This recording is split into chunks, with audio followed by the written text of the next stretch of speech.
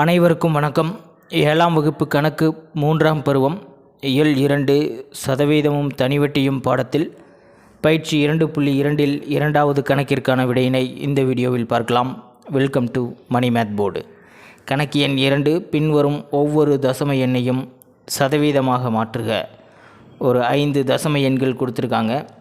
இந்த 5 தசம எண்களையும் சதவீதமாக நம்ம மாற்றணும்.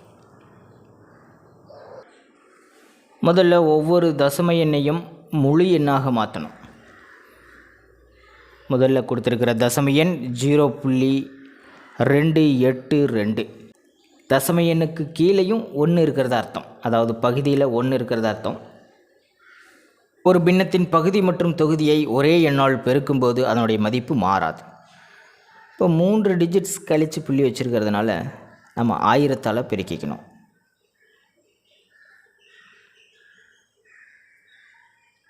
.282 1000ஆல் பெருக்கும்போது தசம புள்ளி 3 இடமதிப்புகள் வலதுபுறமாக தள்ளி வந்துடும். 282. இதுக்கு மேலே எண்கள் கிடையாது. ஸோ தசம புள்ளி வைக்க தேவையில்லை. 282/1000 அப்படின்னு கிடைக்கும். இப்போ 1000க்கு 252னா 100க்கு எவ்வளோ அப்படின்னு கண்டுபிடிக்கணும்.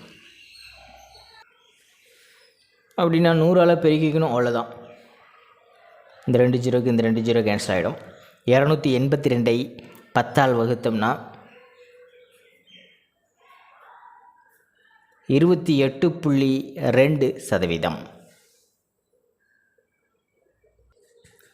அடுத்தது இரண்டாவது தசம எண் 1.51.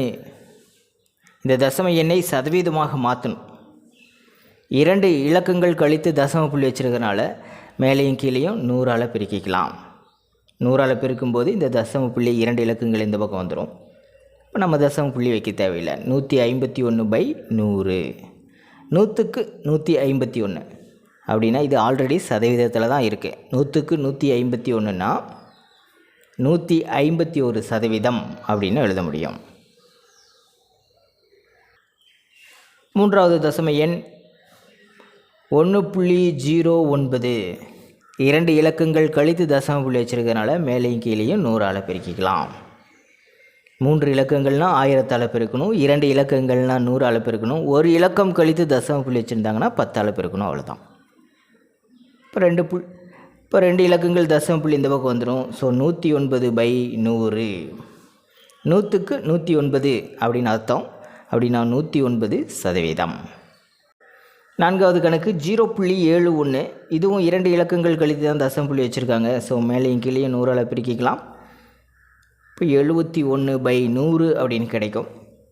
100க்கு 71னா 71%. ஐந்தாவதாக கொடுக்கப்பட்டிருக்கும் தசம எண் 0.858. பாருங்கள், 3 இலக்கங்கள் கழித்து தசம புள்ளி வச்சுருக்காங்க. அப்படின்னா 1000ஆல் பெருக்கணும். 1000ஆல் பெருக்கும்போது இந்த தசம புள்ளி காணாமல் போயிடும். 858/1000. 1000க்கு 858னா 100க்கு எவ்வளோன்னு கண்டுபிடிக்கணும். இந்த 2 ஜீரோக்கு இந்த 2 ஜீரோ கேன்சல் ஆகிடும். 858/10%. இப்போ 10ஆல் வகுத்துக்கிட்டோம்னா 85.8%. பயிற்சி 2.2 மூன்றாவது கணக்கிற்கான விடையினை அடுத்த வீடியோவில் பார்க்கலாம். மேலே இருக்கிற ஐகார்ட் செக் பண்ணிக்கோங்க. இந்த கணக்கில் உங்களுக்கு கூடுதலான விளக்கம் தேவைப்பட்டால் கீழே இருக்கிற கமெண்ட் பாக்ஸில் கேளுங்க. தேங்க்யூ.